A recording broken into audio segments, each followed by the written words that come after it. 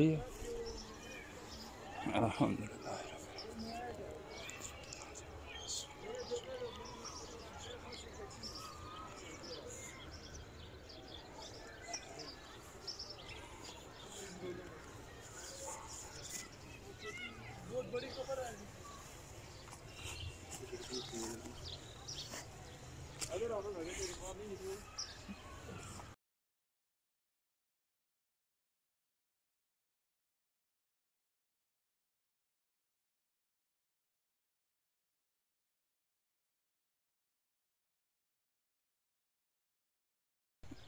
बिस्मिल्लाहिर्रहमानिर्रहीम। कब्रिस्तान पेज में हम आपको खुशामदीद कहते हैं। हमारे साथ आकब मौजूद हैं। आकब साहब, आज शब बरात का दिन है। जी जी ठीक है। कब्रिस्तान में आपने देखा है कि काफ़ी आवाम आई है। जी जी आप इसको किस नज़र से देखते हैं? मैं इस नज़र से देखता हूँ कि सर ये बहुत अच्छी चीज़ है, जी।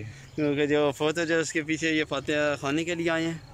और ये मैं लोगों से यही गुजारिश करना चाहूँगा कि सिर्फ इसको इस महदूद तक ना रखें, बल्कि ख़ुद भी कब्र में हमने भी इधर ही आना है, तो इसकी भी तैयारी करें।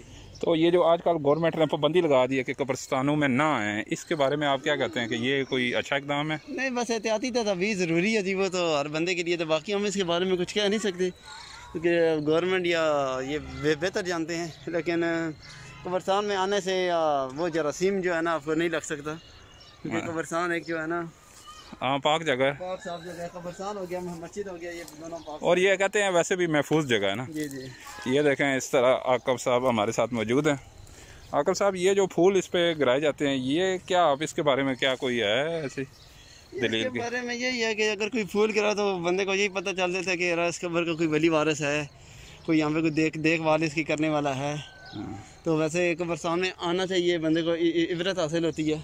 अच्छा, इस तरफ से आए ना, थोड़ा ऊपर की तरफ, इधर काफ़ी सारी आवाम है। ठीक है। तो ये देखें, कच्ची कब्र को सेट किया गया है।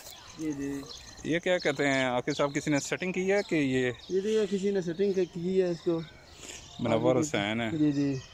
वालिद गुलाम साहब। देख सकते हैं आवाम काफ़ी तादाद में यहाँ पे आई है।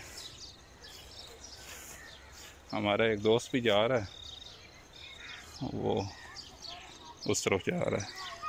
इनकी भी कब्र आपको हमने पहले दिखाई थी। आकब साहब इधर आए ना थोड़ा, नमाज का भी टाइम होने वाला है, मगरिब का वक्त है। ये देखते हैं, इधर आए आकब साहब, आपको हम एक और चीज़ दिखाते हैं। ये देखें, मोमबत्ती लगी हुई है जी। पिछली बार कुछ अर्सा पहले यहाँ पे आग भी लगी थी एक अगरबत्ती की वजह से। धुआं आपको नज़र आ रहा होगा, अगरबत्ती का भी और मोमबत्ती का भी।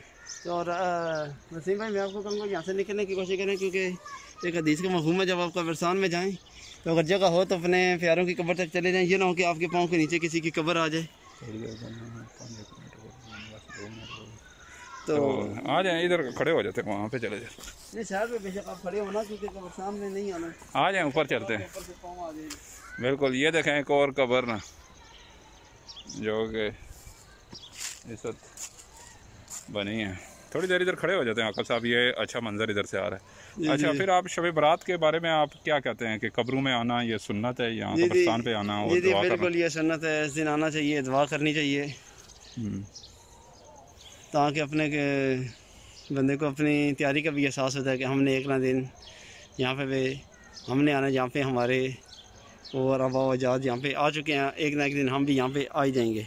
अच्छा, ये देख सकते हैं कि लोग काफ़ी सारे फूल डाल रहे हैं। आस्ता आस्ता हम भी इस तरफ निकलते हैं। शाम का वक्त है, ये देख सकते हैं आप, अजान होने वाली है मगरिब की। शब बारात का दिन है। अक्सर लोग शब बारात पे या ईद पे आते हैं फातिहा करने के लिए। यहाँ से निकलते हैं हम। ये एक बॉल भी पड़ी है, ये